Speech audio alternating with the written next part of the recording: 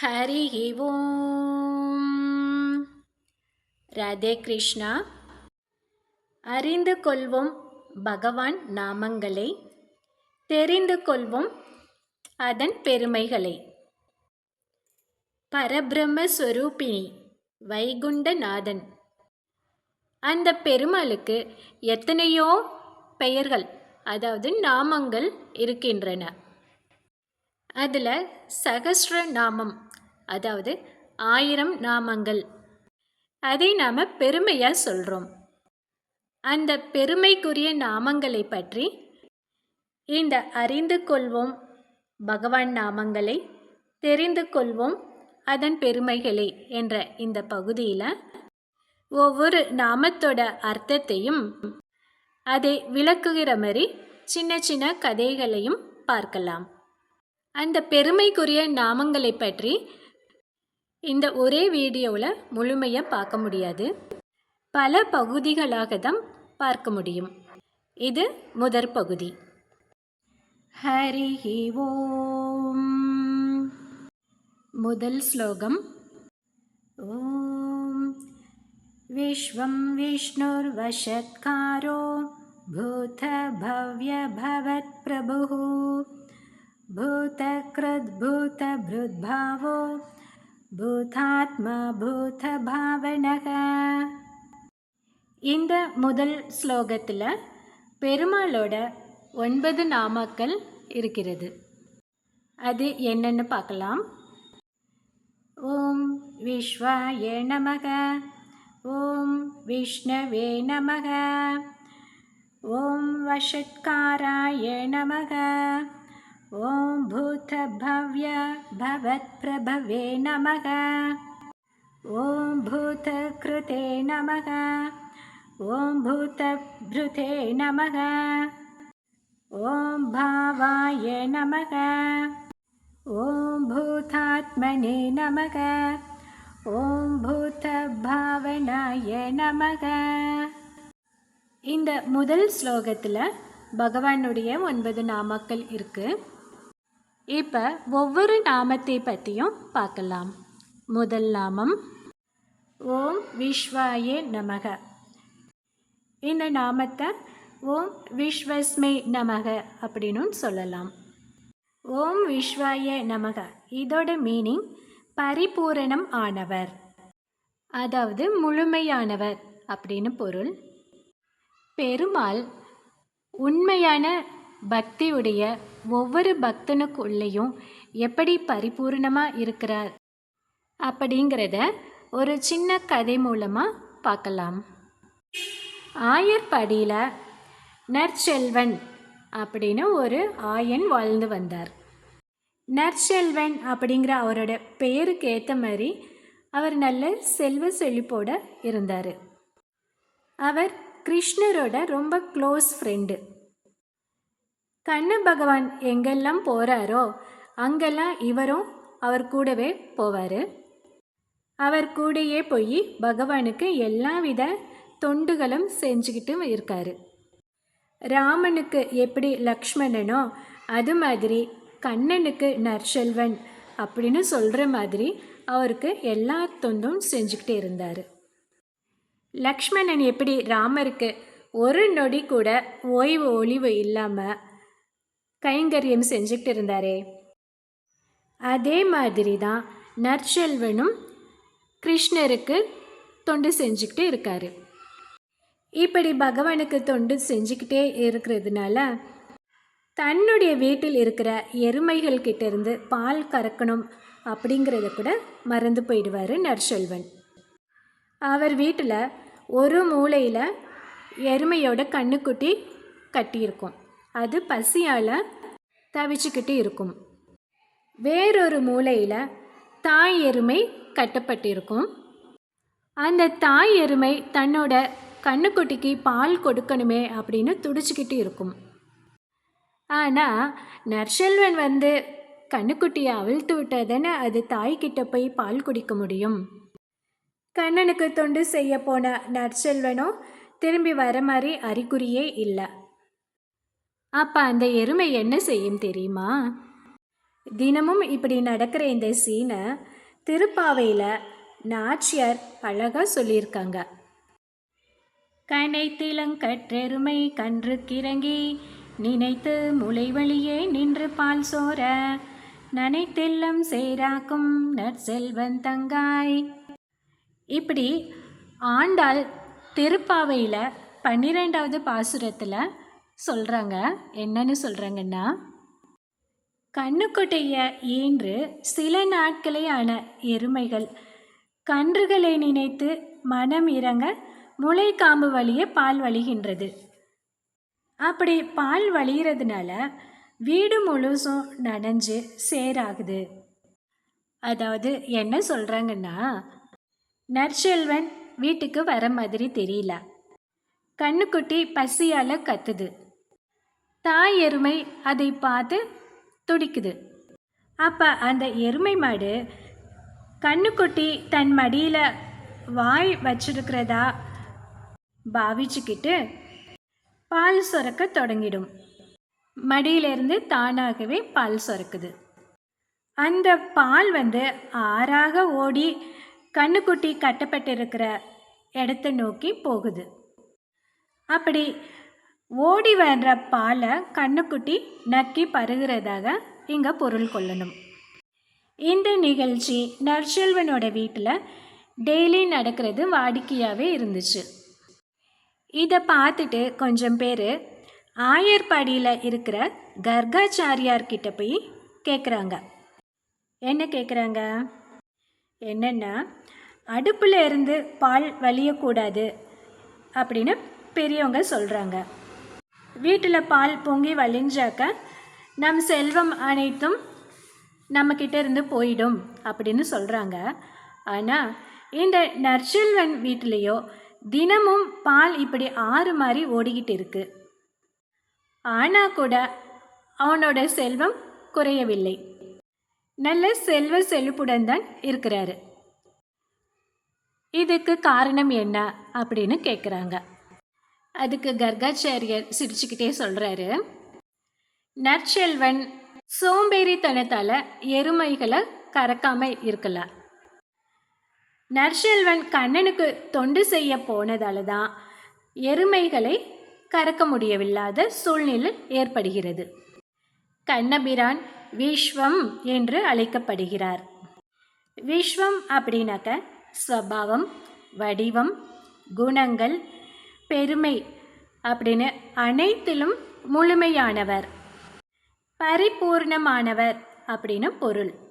அப்படிப்பட்ட பரிபூர்ணமான கண்ணன் கிட்ட தன்னோட உள்ளத்தை செலுத்தி அவருக்கு தொண்டு செய்கிறதால அனைத்து செல்வங்களும், அதாவது சாமானிய செல்வமான காசு பணம் மட்டும் இல்லாமல் உயர்ந்த செல்வமான பக்தியும் ஞானமும் நற்செல்வன் கிட்ட பரிபூர்ணமாக நிறைஞ்சிருக்கு அப்படின்னு விவரமாக சொல்கிறாரு. அப்பேற்பட்ட விஸ்வம் என்ற இந்த திருநாமம் தான் விஷ்ணு சகஸ்ரநாமத்தில் முதல் திருநாமமாக அமைஞ்சிருக்கு. அடுத்து 2வது திருநாமம். ஓம் விஷ்ணவே நமக. ஒன் ஹூ சரவுண்ட்ஸ் எவ்ரிதிங், அதாவது எங்கும் நிறைந்தவர், அனைத்தையும் ஊடுருவி செல்பவர், அதாவது ஒவ்வொரு புலன் மற்றும் புலன் அல்லாத உயிரினத்தின் உள்ளேயும் இருப்பவர், அனைத்தையும் சூழ்ந்திருப்பவர் என்று பொருள். பகவான் எப்படி எல்லா இடத்திலையும் சூழ்ந்திருக்கிறார், ஒவ்வொரு உயிர் மற்றும் உயிரற்ற பொருள்களிலும் எப்படி வியாபித்திருக்கிறார் அப்படின்னு ஆயர்பாடியில் நடந்த ஒரு சின்ன சம்பவத்தை பார்த்தா நமக்கு புரியும். ஆயர்பாடியில் புஷ்டிமதி அப்படின்னு ஒரு கோபிகை இருந்தாங்க. அவங்க வீட்டில் ஏராளமான பசுக்கள், நிறைய பசுக்கள் இருந்துச்சு. ஏற்ற கலங்கள் எதிர்பொங்கி மீதளிப்ப மாற்றாதே பால் சொரியும் வள்ளல் பெரும் பசுக்கள் அப்படின்னு ஆண்டாள் சொல்கிற மாதிரி அவ்வளோ பசுக்கள் இருந்துச்சு. அந்த புஷ்டிமதி கோபிகையோட உள்ளத்தில் ஒரு ஆசை, அதாவது ஏலக்காய் பால். ஏலக்காய் பால் அப்படின்னா பாலில் ஏலக்காய் போட்டு செய்கிறது. நல்ல வாசனையோடு இருக்கும். அதை ரொம்ப சிறப்பாக சொல்கிறாங்க. ஆனால் புஷ்டிமதிக்கு ஒரு யோசனை. பாலில் ஏலக்காய் போட்டு மணங்கமலை செய்கிறத விட பசுக்கிட்ட இருந்து பால் கறக்கிறப்பையே ஏலக்காயோட வாசனையோட பால் வந்துச்சுனாக்கா எப்படி எவ்வளோ நல்லா இருக்கும் அப்படின்னு ஒரு கற்பனை செஞ்சு பார்த்தாங்க. அதுக்காக ஒரு புது ஐடியாவும் பண்ணாங்க. என்ன பண்ணாங்க தெரியுமா? அந்த பசு மாடுகளுக்கு பருத்தி கொட்டையோட நிறைய அதிக அளவில் ஏலக்காயும் சேர்த்து உணவாக கொடுத்துக்கிட்டு இருந்தாங்க. அதனால் பசுவோட இரத்தத்தில் கலந்த அந்த ஏலக்காயோட நறுமணம் பால் கறக்கிறப்ப அந்த பால்லையும் அந்த ஏலக்காய் மனம் வீசிச்சு. அதாவது பால் கறக்கிறப்பையே ஏலக்காயோட வாசனையோட பால் சுரந்துது. டெய்லி காலையில் பாலை கறந்தோனையே அதை வீதி வீதியாக எடுத்துகிட்டு போய் விற்கிறது. அப்படி விற்கிறதுக்கு வசதியாக தன்னோட வீட்டில் மண் பானைகளெல்லாம் வரிசையாக அடுக்கி வச்சு அதில் நிரப்பி வச்சுருப்பாங்க. அந்த புஷ்டிமதி அப்படிங்கிற கோபிகை அவங்க வீட்டுக்கு பக்கத்தில் போகிறவங்களுக்கே அந்த பானையில் இருந்து வர ஏலக்காய் வாசனை அப்படியே இழுக்கும். அவ்வளோ கமகமன்னு அவ்வளோ வாசனையோடு இருக்கும். நம்ம கண்ணபிரான் பால், தயிர், வெண்ணெய் இதெல்லாம் திருடுறதுல பெயர் போனவர் ஆயிற்றே. அந்த கண்ணபிரான் வெண்ணெயை மட்டுமே திருடுறாரு. அந்த வெண்ணெயை திருடுற கதையை கேட்குறப்பையும் படிக்கிறப்பையும் நம்மளோட மனசையும் சேர்ந்து திருடுற கல்வனாச்சு அவருக்கு இந்த ஏலக்காய் மனம் வீசுகிற பாலையும் திருடி அருந்தணும் அப்படின்னு ஒரு ஆசை. அதுக்காக ஒரு திட்டமும் தீட்டுறாரு. ஒரு நாள் காலையில் புஷ்டிமதி பால் கறந்து மண்பானையில் ஃபுல் பண்ணி வியாபாரத்துக்காக பானையெல்லாம் அடுக்கி வச்சுட்டு அவங்க மேக்கப் செஞ்சுக்கிறதுக்காக உள்ளே போகிறாங்க. அவங்களோட அறைக்கு போகிறாங்க. அந்த நேரம் பார்த்து கையில் ஒரு சின்ன குட்டியோண்டு பாத்திரத்தை எடுத்துக்கிட்டு அவங்க வீட்டுக்குள்ளே கிருஷ்ணர் நுழையிறாரு. வரிசையாக அடுக்கி வச்சுருந்த பானைகள்லேருந்து ஒரு பானையில் அந்த பானையோட வாயில் கட்டியிருந்த துணியை விலக்கி பார்க்குறாரு. அப்பா, அப்படியே கமன்னு ஏலக்காய் மனம் அவரோட மூக்கு அப்படியே தொலைக்குது. அவர் கையில் இருந்த சின்ன பாத்திரத்தை அந்த பானைக்குள்ளார விட்டு பாலை மோந்து எடுக்கிறாரு. குடிக்கிறதுக்கு போகிறாரு. கரெக்டாக அப்போ பார்த்து நம்ம புஷ்டிமதி அம்மா மேக்கப்பெல்லாம் முடிச்சுக்கிட்டு அவரோட ரூமில் இருந்து வெளியே வர்றாங்க. கண்ணன் பாலை திருடி குடிக்கிறத பார்க்குறாங்க. உடனே அவங்களுக்கு கோபம் வந்துடுச்சு. ஆட்டை கடிச்சு மாட்டை கடிச்சு இன்னைக்கு என் வீட்டுக்குள்ளேயே திருட வந்துட்டியா அப்படின்னு கோபமாக கேட்குறாங்க. கோபமாக கேட்டது மட்டும் இல்லாமல் ஒரு பெரம்பை எடுத்து ஓங்கி கண்ணனோட முதுகில் ஒரு அடி கொடுக்குறாங்க. கண்ணனோட முதுகில் ஒரு அடியை கொடுத்துட்டு ஐயோ அம்மா அப்படின்னு புஷ்டிமதி அம்மா கத்துறாங்க. என்ன ஆச்சு? அவங்க கொடுத்த அந்த அடி கண்ணனுக்கு வலிக்கலை, ஆனால் எல்லா ஜீவராசிகளுக்கும் வலிக்குது. அடி கொடுத்த புஷ்டிமதிக்கும் வலிக்குது. வழியில் கதறாங்க. அப்போ கண்ணனோட பெருமையை உணர்ந்துக்கிட்டாங்க. இந்த சம்பவத்தை திவ்ய கவி பிள்ளை பெருமாள் ஐயங்கார் மிக அழகாக பாடியிருக்காரு. கடிக்கும் பிறை வெவ்வாள் ஏற்று கலியன் மேல் நடிக்கும் பெரிய பெருமாள் திருவரங்கர் நரை கமல் பால் குடிக்கும் களவுக்கு மாறு கொண்டு ஒரு கோபி கைப்பற்றி அடிக்கும் பொழுது 14 உலகும் அடிபட்டவே. கண்ணனுக்கு விழுந்த அடி அவனுக்கு வலிக்கல, 14 உலகுக்கும் வலிச்சது. அதுக்கு காரணம் என்ன? அந்த கோபிகை கண்ணன் முதுகில் பெரம்பால் அடித்தாங்களே, ஆனால் அது கண்ணனுக்கு வலிக்கல. அதுக்கு பதிலாக பாதாள லோகம் தொடங்கி சத்தியலோகம் வரை, எறும்பு தொடங்கி பிரம்மதேவர் வரை அனைத்து ஜீவராசிகளுக்கும் அந்த அடி விழுந்துச்சாம். அடி கொடுத்த அந்த பெண்ணுக்கும் அடி விழுந்தது. அனைவருக்கும் வலித்தது. இதில் என்ன தெரியுது நமக்கு? அனைத்து உலகங்களும் உயிர்களும் அந்த கண்ணனுக்கு சரீரமா இருக்கு. இறைவன் அனைத்துக்கும் ஆத்மா எனும் வேதாந்த தத்துவத்தை இங்கே நம்மால் உணர முடியுது. எஸ்ய பிருத்திவி சரீரம், எஸ்ய ஆபத் சரீரம், எஸ்ய தேஜ சரீரம், எஸ்ய ஆத்ம சரீரம், இப்படி அனைத்தும் இறைவனுக்கு சரீரம் அப்படிங்கிறத உபநிஷத்துகள் சொல்லுது. இதிலிருந்து நம்ம புரிஞ்சுக்கலாம், கண்ணனுக்கு விழுந்த அடி கண்ணனுக்கு வலிக்காமல் 14 உலகுக்கும் வலித்ததே. அதுக்கு காரணம், அவன் விஷ்ணுவாக விளங்குகிறான்.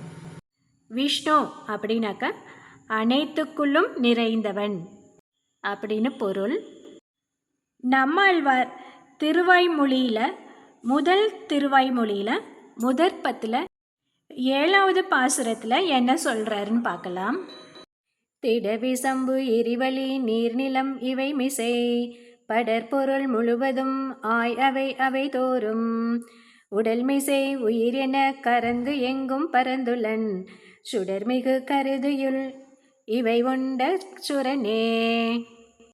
அதாவது பஞ்சபூதங்கள் ஜீவராசிகள் என அனைத்தையும் தனக்கு உடலாக கொண்டு அதுக்குள்ள உயிரா பெருமாள் உரைகிறார். அதாவது பிரளய காலத்தில் ஆகாயம், தீ, காற்று, நீர், நிலம், இப்படி எல்லா பஞ்சபூதங்களையும் தனக்குள்ள அடக்கிக்கிறாரு. தனக்குள்ள அடக்கிக்கிட்ட அந்த பெருமான் அந்த எல்லா பொருட்களுக்கு உள்ளேயும் உயிரா மறைஞ்சு நிற்கிறாரு. இப்படி எல்லாவுமாகவே பெருமாள் இருக்கிறதுனால தான் புஷ்டிமதி கண்ணனை அடித்தோன்ன அந்த அடி 14 உலகங்களுக்கும் வலிக்கிறது. இப்படி எம்பெருமாள் எங்கும் நிறைந்திருப்பதால தான் சகஸ்ரநாமத்தில் 2வது திருநாமத்தில் வியாசர் அவரை விஷ்ணு அப்படின்னு சொல்கிறாரு. அதாவது ஓம் விஷ்ணவே நமக அப்படின்னு 2வது திருநாமத்தை சொல்கிறாரு வியாசர். அடுத்து 3வது திருநாமம் என்னன்னு பார்க்கலாம். ஓம் வஷட்காராய நமக. அதாவது one who controls and directs, உள்ளிருந்து இயக்குபவர், அதாவது கட்டுப்படுத்தி நடப்பவர். வெறுமே ஒரு உயிருக்குள்ள வியாபிச்சு இருக்காம அவங்களுக்குள்ளே இருந்து அவங்கள கட்டுப்படுத்தி நடப்பவர். அதாவது கண்ட்ரோல்ஸ் அண்ட் டிரெக்ட்ஸ். பகவான் எப்படி ஒவ்வொரு உயிருக்குள்ளே இருந்தும் அவங்கள இயக்குறாரு அப்படிங்கிறத மகாபாரதத்தில் நடந்த ஒரு சம்பவம் மூலமாக தெரிஞ்சுக்கலாம். ஸ்ரீ கிருஷ்ண பெருமாள் பாண்டவர்களோட தூதுவராக கௌரவர்கள் சபைக்கு வரப்போகிறாரு அப்படிங்கிறது ஒரு பிளான்.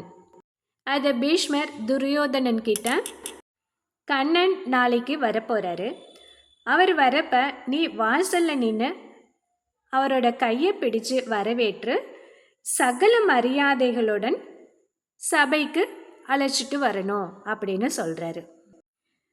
துரியோதன் செம கோபம் வந்துடுச்சு. அதெல்லாம் இல்லை, ஒரு மாடு மேய்க்கிற இடையன் பஞ்சத்தில் வாடும் பஞ்ச பாண்டவர்களின் பணியால் அவனை வரவேற்கிறதுக்கு இந்த மாமன்னன் துரியோதனன் என்னோட சிங்காசனத்திலிருந்து எழுந்து வாசல் வரைக்கும் போகிறதாவது அப்படின்னு சொல்கிறாரு. அதுக்கு பீஷ்மர் சொல்கிறாரு, கண்ணன் வெறும் பாண்டவரோட தூதுவர் மட்டும் இல்லை, உன்னோட சம்பந்தியும் கூட. அதை மறந்துட்டியா? உன்னோட மகள் லக்ஷ்மணவை தான் கண்ணனோட மகன் சாம்பவனுக்கு திருமணம் செஞ்சு கொடுத்துருக்க. அதை மறந்துட்டியா என்ன அப்படின்னு கேட்குறாரு. அதுக்கு துரியோதனன், கிருஷ்ணர் என்னோட சம்பந்தியாக இங்கே வரல, என்னோட விரோதிகளோட வேலைக்காரராக தான் வரான். அந்த திருடனை, பெண் பித்தனை, மாடு மேய்க்கும் ஆயனை நான் என் தன்மானத்தை விட்டு எழுந்து போய் வரவேற்க மாட்டேன் அப்படின்னு துரியோதனன் சொல்கிறாரு. இப்படி துரியோதனன் கண்ணனை திட்டுறதை பார்த்து பொறுக்க முடியாத துரோணாச்சாரியார், முட்டாளே, கண்ணனை அவமானப்படுத்தாத. கண்ணன் சாக்ஷாத் ஸ்ரீமன் நாராயணனோட அவதாரம் அப்படின்னு சொல்கிறாரு. ஆனால் துரியோதன் அதுக்கெல்லாம் மசியல, தன்னோட எண்ணத்தை மாற்றிக்கொள்ளலை. உங்கள் எல்லாத்துக்கும் ஒன்று சொல்கிறேன், அந்த கண்ணன் யாராக வேணும்னாலும் இருக்கட்டும், ஆனால் அவன் இங்கே தூதுவனாக தான் வரான். அதனால் ஒரு தூதுவனுக்கு என்ன மரியாதை தரணுமோ அதை மட்டும்தான் இங்கே வழங்க முடியும். பேரரசனை நான் சொல்கிற இந்த ஆணைக்கு நீங்கள் எல்லோரும் கண்டிப்பாக கட்டுப்படணும். கண்ணன் உள்ள வரப்ப நீங்கள் யாரும் உங்களோட சேர்ல இருந்து எழுந்திரிச்சு நிற்கக்கூடாது. இது என்னோட ஆணை அப்படின்னு சொல்கிறப்படி. அதுக்கு பீஷ்மர் தனக்குள்ளேயே சிரிச்சுக்கிறாரு. அப்புறம் சொல்கிறாரு, குழந்தாய், நீ தான் பேரரசன். நீ எதை செய்கிறியோ உனக்கு கட்டுப்பட்டவர்களான நாங்களும் அதையே திரும்ப செய்கிறோம். கண்ணன் உள்ளே நுழையும் போது நீ கால் மேலே கால் போட்டு உக்காந்தா நாங்களும் அதே மாதிரியே கால் மேலே கால் போட்டு உக்காந்துக்கிறோம், கண்ணனை அவமானப்படுத்துகிறோம் அப்படின்னு சொல்கிறாரு. இப்படி பீஷ்மர் சொன்னோன்னே துரியோதனனுக்கு ரொம்ப சந்தோஷம். தன்னோட பாட்டனர் பீஷ்மரே தன்னோட எண்ணத்தை மாற்றிக்கிட்டாரு அப்படின்னு ரொம்ப சந்தோஷம், இன்ப அதிர்ச்சியாக இருக்குது அப்படியே. அடுத்த நாள் துரியோதனன், துச்சாதனன், கர்ணன் எல்லோரும் கண்ணனை அவமானப்படுத்துறதுக்காக ரெடியாக ஆவலோட காத்துக்கிட்டு இருக்காங்க. விதுரர், பீஷ்மர், துரோணர் அவங்களும் துரியோதனனுக்கு அடங்கி சபையில் அமர்ந்திருக்காங்க. பகவான் ஸ்ரீ கிருஷ்ணர் கௌரவ சபைக்குள்ளே நுழையிறார். எப்படி? நல்ல ஒரு பட்டு பீதாம்பரம் அணிஞ்சு தன்னோட குழல் கற்றைகள் சுருண்டு சுருண்டு இருக்கிற அந்த குழல் கற்றைகளை கையால் வருடிக்கிட்டே சபைக்குள்ளே நுழையிறாரு. அப்போ என்ன ஒரு ஆச்சரியம் நடக்குது தெரியுமா? கண்ணன் உள்ளே வந்ததுமே பீஷ்மர், துரோணர், விதுரர் அவங்க மட்டும் இல்லை, கண்ணனை அவமானப்படுத்தணும் அப்படின்னு துடிச்சுக்கிட்டு இருந்த கர்ணன், துச்சாதனன் கூட எழுந்து நின்றுட்டாங்க. இதை பார்த்து செம கோபம் துரியோதனனுக்கு. கால் மேல் கால் போட்டு அமர்ந்து கண்ணனை அவமானப்படுத்த சொன்னால் எழுந்து நின்று அந்த இடையனுக்கு மரியாதையா தருகிறீர்கள் என்றான்.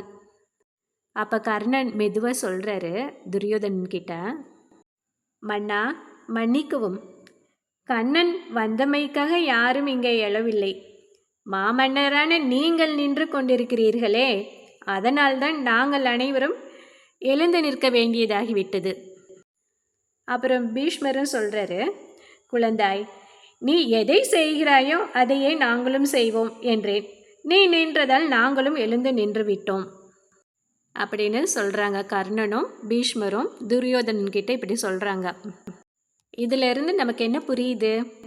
கண்ணன் வரப்ப யாரும் எழுந்து நின்று மரியாதை தரக்கூடாதுன்னு சொன்ன துரியோதனனு கண்ணன் உள்ள நுழைஞ்சோன அடுத்த நிமிஷமே அவனையும் அறியாமல் எழுந்து நின்றுட்டான். அதுக்கு என்ன காரணம்? விஷ்ணு சகஸ்ரநாமத்தில் வர 3வது திருநாமம் தான் காரணம். வஷட்காரா, அதாவது அனைவரையும் இயக்குபவன். அனைவரையும் இயக்குபவனாக எம்பெருமாள் இருப்பதால்தான் சபைக்குள் நுழையும் போது துரியோதனனை எழுந்து நிற்கும்படி செய்துவிட்டார். மன்னரே எழுந்து நின்றதால சபையில் இருக்கிற மற்ற எல்லோருமே எழுந்து நின்றுட்டாங்க.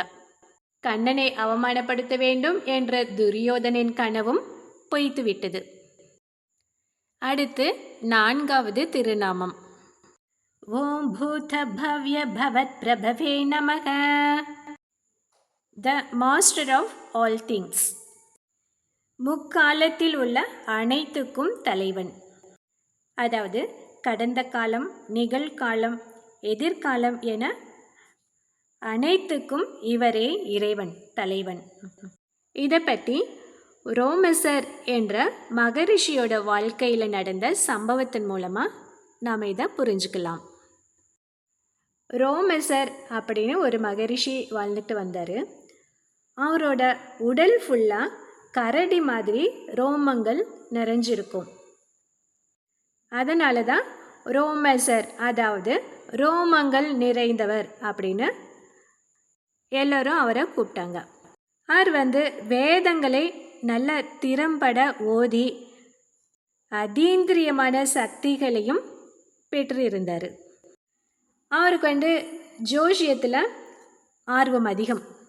ஒரு ஜோசியர் ரோமசரிடம் சொன்னாங்க, உங்களோட ஆயுட்காலம் உங்களோட ரோமத்தோட சம்மந்தப்பட்டிருக்கு, அதுக்கும் இதுக்கும் தொடர்பு இருக்குது அப்படின்னு சொல்கிறாரு.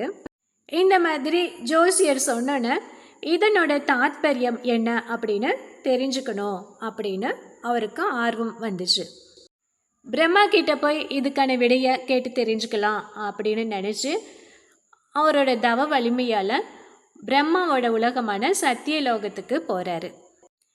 அங்குள்ள வாயில் காப்பாளர்கள் எல்லாம் பிரம்மதேவர் பூஜையில் இருக்காங்க, வர்றதுக்கு 1 மணி நேரம் ஆகும், காத்துக்கிட்டு இருங்க அப்படின்னு சொல்கிறாங்க. பூஜை முடிஞ்சதுக்கப்புறம் ரோமசரை உள்ளே அழைக்கிறாரு பிரம்மா. வாங்க மாமுனிவரே, உங்களோட தவ வலிமையால் சத்தியலோகம் வரைக்கும் வர்றதுக்கு என்னோட வாழ்த்துக்கள். நீங்கள் என்னை பார்க்க வந்ததற்கான நோக்கம் என்ன அப்படின்னு கேட்குறாரு. அதுக்கு மகரிஷி சொல்கிறாரு, பிரம்மதேவரே, ஒரு ஜோசியர் என்னோட ஆயுட்காலம் என்னோட ரோமங்களோட தொடர்பு இருக்குது அப்படின்னு சொல்கிறாரு. அவர் எதுக்காக அப்படி கூறினார் அப்படிங்கிறத நீங்கள் எனக்கு சொல்ல முடியுமா அப்படின்னு கேட்குறாரு மகரிஷி பிரம்மா கிட்ட. அவரோட தலையெழுத்தை ஆராய்ச்சி செஞ்ச பிரம்மா, உங்கள் தலையெழுத்து எவ்வாறு இருக்கிறது என்று எனக்கு சொல்ல தெரியவில்லை, இதை நான் தான் எழுதினேனா அப்படிங்கிறது எனக்கு சந்தேகமாக இருக்குது. இதை நல்லா ஆராய்ச்சி செஞ்சு சொல்லணும்னாக்க எனக்கு இன்னும் 1 மணி நேரம் ஆகும், பரவாயில்லையா, உங்களுக்கு காத்துக்கிட்டு இருக்க முடியுமா அப்படின்னு பிரம்மா கேட்குறாரு. ஓகே, அப்படியே செய்கிறேன் அப்படின்னு மகரிஷியும் சொல்கிறாரு. ஆனால் மகரிஷியே, பூமியில் உள்ள காலக்கணக்கு வேற, இந்த பிரம்மலோகத்தில் இருக்கிற காலக்கணக்கு வேற. நான் பூஜை செய்கிறப்ப நீங்கள் இங்கே 1 மணி நேரம் காத்துக்கிட்டு இருந்தீங்க. ஆனால் அந்த டைம் பூமியில் அப்போ 35,78,40,000 வருடங்கள் கழிந்து விட்டன. பூமியில் இருந்த உங்கள் நாடு, ஊர், வீடு, உறவு அப்படின்னு எதுவுமே இப்போ இல்லை, எல்லாமே அடியோட மாறி இருக்கும். திரும்ப நான் ஆராய்ச்சி செய்கிற வரைக்கும் நீங்கள் இன்னும் 1 மணி நேரம் காத்துக்கிட்டு இருந்தாக்கா மேலும் 35 கோடி வருடங்கள் பூமியில் கழிந்துவிடும், பரவாயில்லையா உங்களுக்கு அப்படின்னு கேட்குறாரு பிரம்மா மகரிஷி கிட்ட. இதை கேட்டது அதிர்ச்சியான மகரிஷி பூமிக்கு பார்க்குறாரு. பிரம்மா சொன்ன மாதிரியே 35 கோடிக்கும் மேற்பட்ட ஆண்டுகள் கழிந்து விட்டன.